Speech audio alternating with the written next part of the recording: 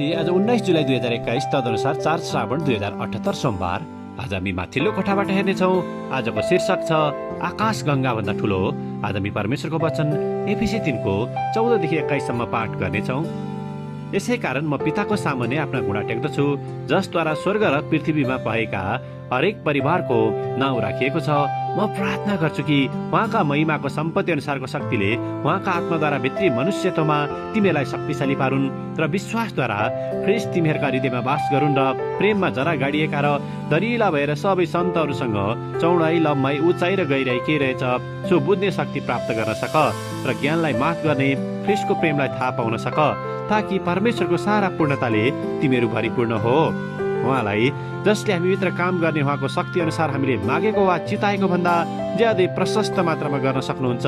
उहाँलाई नै पुस्ता पुस्तासम्म मण्डली र ख्रीष्ट येशूमा सदा सर्वदा महिमा होस्। आमीन। भजन 8 को 3 र 4 लाई लेखक यहाँ जोड दिनुहुन्छ। जब म तपाईको हातले बनाएको आकाशलाई र तपाईले स्थापित गर्नुभएको जुन र ताराहरूमाथि विचार गर्छु, मानिस के हो र तपाईँ त्यसको वास्ता राख्नुहुन्छ, मानिसको छोरो के हो र तपाईँ त्यसको फिक्री गर्नुहुन्छ। आमेन।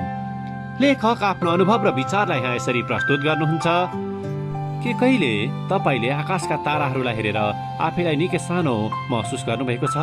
मिल्की वे आकाश गंगा भन्दा निकै सानो रहेको हाम्रो सौर्यमण्डलको आकारको बारेमा पनि हामी राम्रोसँग यकिन गर्न सक्दैनौँ, जहाँसम्म वैज्ञानिकहरूले यस्ता खरबौं मिल्की वे आकाश गंगाहरू ब्रह्माण्डमा छरिएर रहेका छन् भनी आकलन गर्दछन्।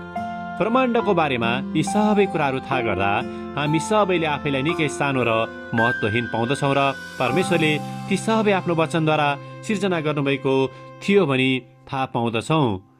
जब हामी यो ब्रह्माण्डको आकारको बारेमा बुझ्न खोज्दछौँ, तब हामी यसको अघि आफैलाई धुलोको कणभन्दा पनि सानो रूपमा पाउँदछौँ। यस्तो लाग्दछ कि यसको वैभव र विशालता अघि हामी कतै हराइ जाँदछौँ। भजन लेखकले भने जस्तै कहिलेकाहीँ म विचार गर्ने गर्दछु, मानिस के हो र तपाईँ त्यसको वास्ता राख्नुहुन्छ? परमेश्वरले किन यति ठुलो ब्रह्माण्डको सृष्टि गर्नुभएको होला र अन्य सबै सृष्टिहरूभन्दा बढी उहाँले हामीलाई किन बढी महत्त्व दिनुभएको होला? सायद परमेश्वरले हामी सँगसँगै यति ठुलो ब्रह्माण्डको सृष्टि गर्नुको कारण यसको लम्बाइ, चौडाइ र आकारद्वारा हामी प्रति रहेको उहाँको प्रेम प्रकट गर्नको निम्ति पनि हुन सक्दछ।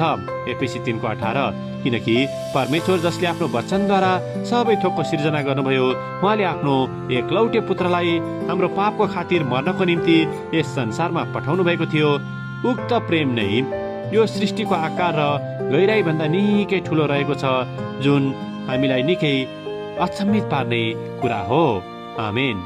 आजको विचार ब्रह्माण्डको गहिराई भन्दा पनि मेरो निम्ति रहेको परमेश्वरको प्रेम ठुलो छ। प्रार्थना। प्यारो परमेश्वर, हामी प्रति रहेको तपाईको गहिरो प्रेमलाई बुझ्नको निम्ति हामीलाई सहायता गर्नुहोस्, ताकि हामी पनि तपाईँ र तपाईको सृष्टिलाई असल प्रेम दर्शाउन सकौँ। येशूको नाउँमा आमेन। आजको लेखक ट्रेडिसन, टेक्सास, अमेरिका। आजको प्रार्थनाको विषय वैज्ञानिकहरूको निम्ति।